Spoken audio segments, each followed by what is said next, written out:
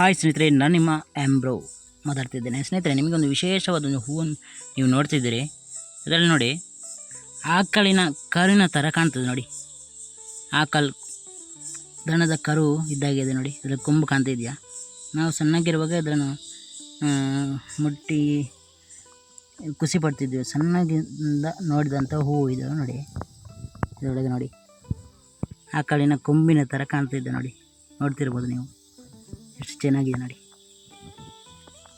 ನೋಡಿ,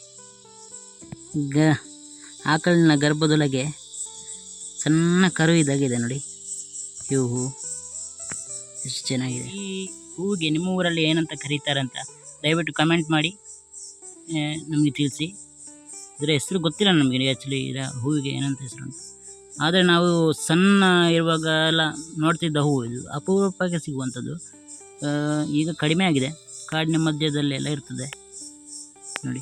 ಅದರ ಕೊಂಬು ನೋಡಿ. ಇದು ನಮ್ಮ ಬಾಲ್ಯದ ದಿನಗಳನ್ನು ನೆನಪಿಸುವಂಥ ಹೂವು. ಇದನ್ನು ಮುಟ್ಟಿ ಆ ಎಸಳುಗಳನ್ನು ತೆಗೆದು ಎಲ್ಲ ನಾವು ಖುಷಿ ಪಡ್ತಿದ್ದೇವೆ. ಆ ಕೊಂಬು ಸೇಮ್ ದನದ ಥರನೇ ಇದೆ. ಆ ತಲೆ ಎಲ್ಲ, ಆ ಹೂವಿನ ಎಸಳು ತೆಗೆಯುವಾಗ ಸೇಮು ದನದ ಕರುವನ್ನು ಹುಟ್ಟುವಾಗ ಹೇಗೆ ಇರ್ತದೆ, ಕರು ಹುಟ್ಟುವಾಗ ಹಾಗೇ ಇದೆ ಅದು. ಕೊಂಬಲ್ಲಿ ನೋಡಿದ್ದೇನೆ ನಾನು. ಅದನ್ನು ತೆಗಿಲಿಕ್ಕೆ ಹೋಗಲಿಲ್ಲ, ಅದು ಹಾಲು ಮಾಡಲಿಕ್ಕೆ ಇಷ್ಟ ಅಲ್ಲ. ಅದಕ್ಕೋಸ್ಕರ ನಾವು ಆ ಹೂವನ್ನು ನೋಡುವಾಗ ಬಾಲ್ಯದ ದಿನ ನೆನಪಾಯಿತು.